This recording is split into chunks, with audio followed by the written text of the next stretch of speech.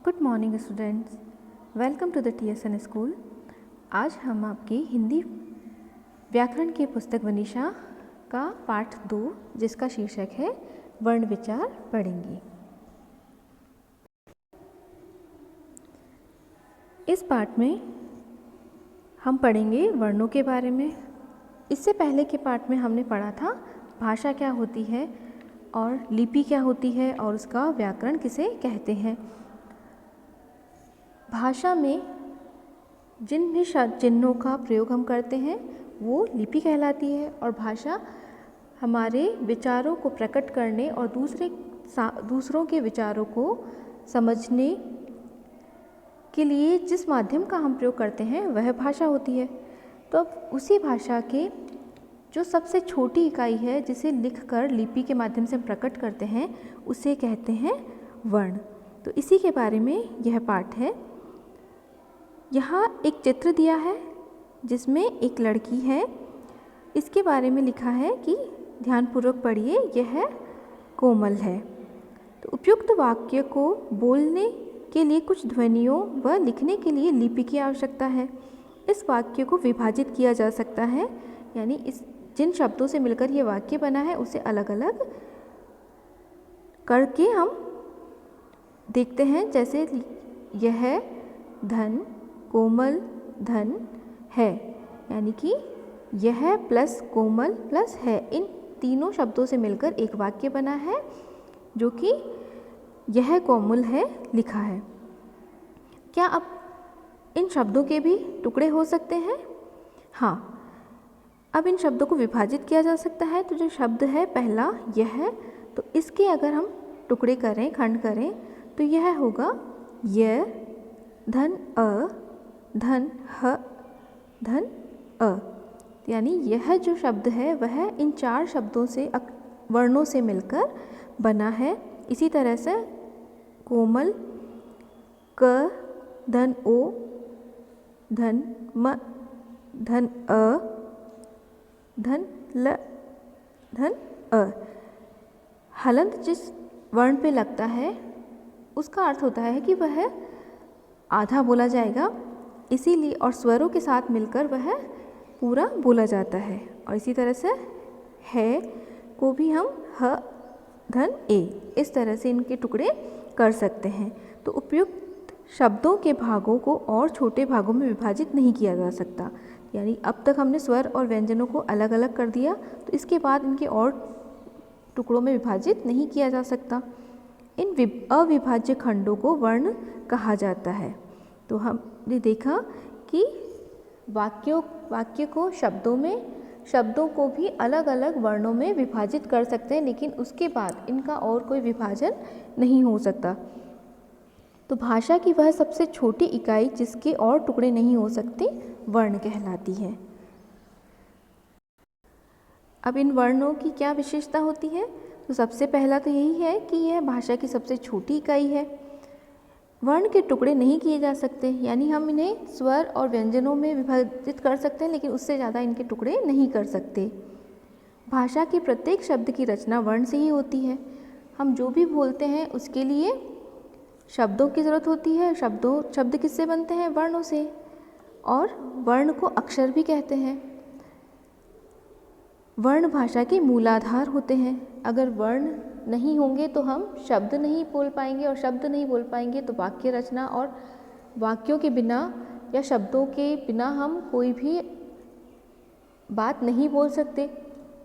तो इसीलिए भाषा के लिए वर्ण जो है वो उसके मूल आधार होते हैं, उसके बिना भाषा नहीं हो सकती। अब देखते हैं आगे। इसमें आगे है वर्णमाला।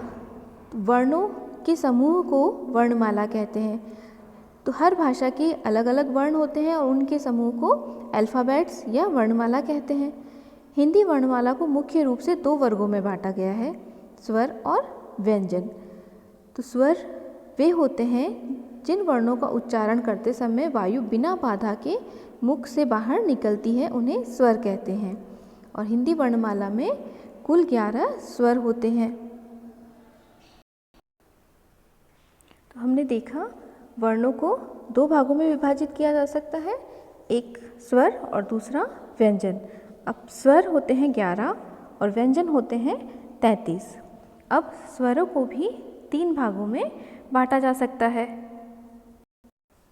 जिन्हें स्वरों के भेद कहते हैं। इसके 3 भेद हैं, ह्रस्व स्वर, दीर्घ स्वर और प्लुत स्वर। अब ह्रस्व स्वर क्या होते हैं?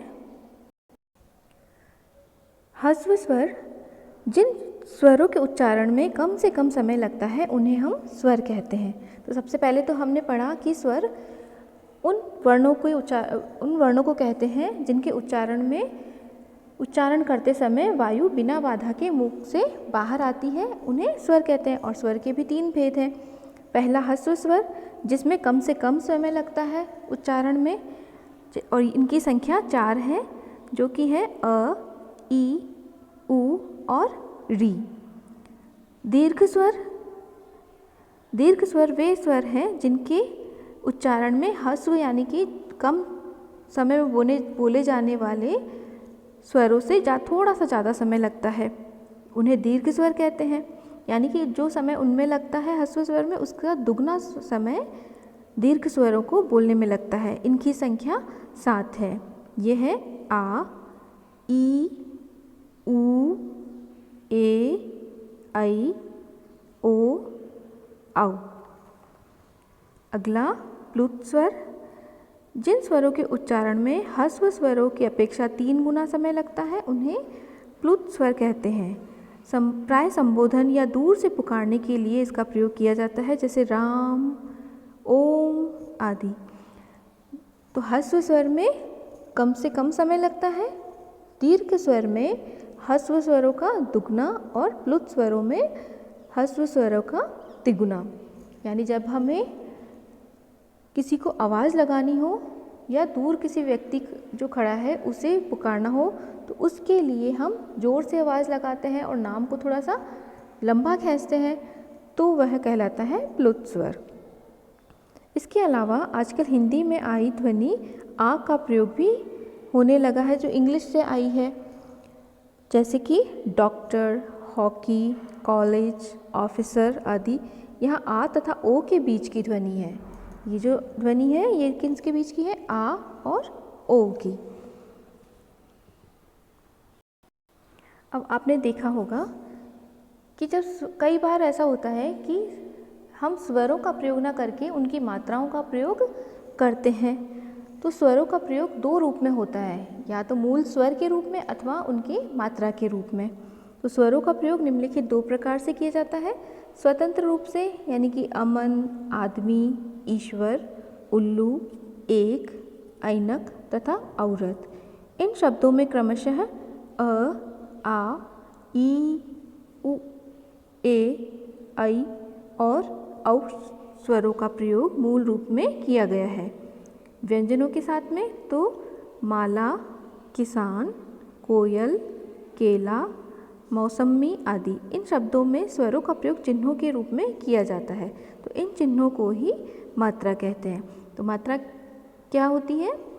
स्वरों के स्थान पर उनके चिन्हों का प्रयोग जब किया जाता है तो वे मात्राएं कहलाती है। तो अब स्वरों की कौन कौन सी मात्राएं हैं, कैसी है? तो अ की कोई मात्रा नहीं होती, आ की खड़ी पाई जैसा डंडा होता है, ई की मात्रा ई, उ, री, ए, ऐ, ओ, औ, इनकी अलग अलग मात्राएं होती हैं। स्वरों के उच्चारण स्थान भी होते हैं, अलग अलग जगह से इनका उच्चारण होता है। उच्चारण स्थान किसे कहते हैं, यह समझने से पहले हम इस चित्र में देखकर समझते हैं कि किस हिस्से को किस नाम से जाना जाता है, और उसी के आधार पर स्वरों का भेद किया जाता है। सबसे पहले ओष्ठ, जहाँ से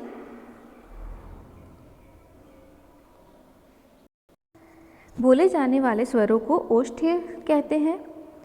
दूसरा दंत्य, यहाँ से उच्चारण होने वाले स्वरों को दंत्य स्वर कहे जाते हैं। इसके बाद आती है मूर्धा जो ऊपर की तरफ है। यहाँ से उच्चारित होने वाले स्वरों को मूर्धन्य कहते हैं।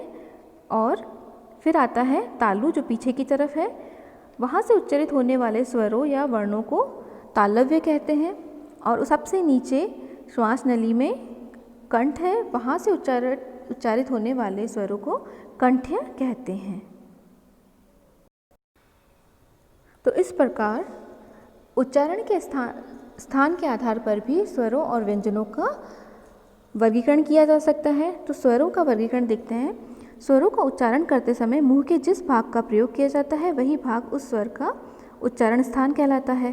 तो स्वरों के उच्चारण स्थान इस प्रकार है, जैसा कि पहले जो श्वास नली में है कंठ, वहाँ से हम अ और आ का उच्चारण करते हैं, इसलिए ये कंठ्य स्वर कहलाते हैं। उसके बाद तालु जो कि कंठ से थोड़ा ऊपर है, वहाँ से ई का उच्चारण करते हैं तो वह तालव्य कहलाते हैं। इसके बाद आता है ओष्ठ। ऊ का उच्चारण हम होठों से, ओष्ठ मतलब होठों से करते हैं, तो इन्हें ओष्ठ्य स्वर कहा जाता है। उसके बाद मूर्धा यानी कि जो तालु के बाद में ऊपर की तरफ है, वहाँ से हम री का उच्चारण करते हैं तो यह मूर्धन्य स्वर कहलाता है। कुछ स्वर ऐसे भी हैं जो दो स्थानों से मिलकर उच्चारित होते हैं, तो कंठ और तालु से उच्चारित होने वाले जो स्वर हैं वो है ए और आई, इसलिए इन दोनों को कंठ तालव्य स्वर कहते हैं। और कंठ और ओष्ठ यानी होठों से मिलाकर बनने वाले या बोले जाने वाले स्वर हैं ओ और औ, यानी कि होठों का भी हमें उपयोग करते हैं और कंठ से भी आवाज़ निकलती है, ध्वनि या श्वास निकलती है, उसकी वजह से इनका नाम कंठोष्ठ्य स्वर कहलाते हैं। इसके अलावा आपने पारखणीय स्वरों में पढ़ा होगा, अंत में अंग और अह, ये भी स्वरों में गिने जाते हैं, लेकिन वर्णमाला में ये अयोगवाह के नाम से जाने जाते हैं, जो कि न तो पूर्ण रूप से स्वर है और न ही व्यंजन है, तो इसीलिए इन्हें अयोगवाह कहते हैं। इनके भी प्रकार हैं, जैसे अनुस्वार यानी जिसमें अंग की आवाज़ आती है, नाक से, नासिका से इसकी ध्वनि निकलती है, तो यह अंग। और अनुनासिक कहते हैं जिसमें नासिका के साथ में हम कंठ का भी प्रयोग करते हैं, जैसे अंग। और उसी तरह से विसर्ग है जिसमें अह बोला जाता है, तो यहाँ पर इन तीनों के साथ में मूल स्वर अ का भी प्रयोग किया जाता है, इसलिए इन्हें अयोगवाह के नाम से जानते हैं। अनुस्वार क्या होता है? तो जिन वर्णों के उच्चारण में हवा केवल नाक से निकलती है उन्हें अनुस्वार कहते हैं। यह शिरोरेखा के ऊपर बिंदु के रूप में लगाया जाता है, जैसे कंघा, पंखा, अंगूर, गंगा, मंच आदि। अब अनुनासिक, जिन वर्णों के उच्चारण में हवा नाक और मुंह दोनों से निकलती है उन्हें अनुनासिक कहते हैं, और इसका चिन्ह चंद्र बिंदु है, जैसे कांच, चांद, हंस, कहाँ, माँ आदि। अब विसर्ग, जिन वर्णों का उच्चारण ह के समान होता है उन्हें विसर्ग कहते हैं। इसका चिन्ह दो बिंदु है, जैसे प्रातः, संभवतः, प्रायः, अतः आदि। इन वर्णों में से अंग और अह को स्वर समूह के अंतर रखा जाता है।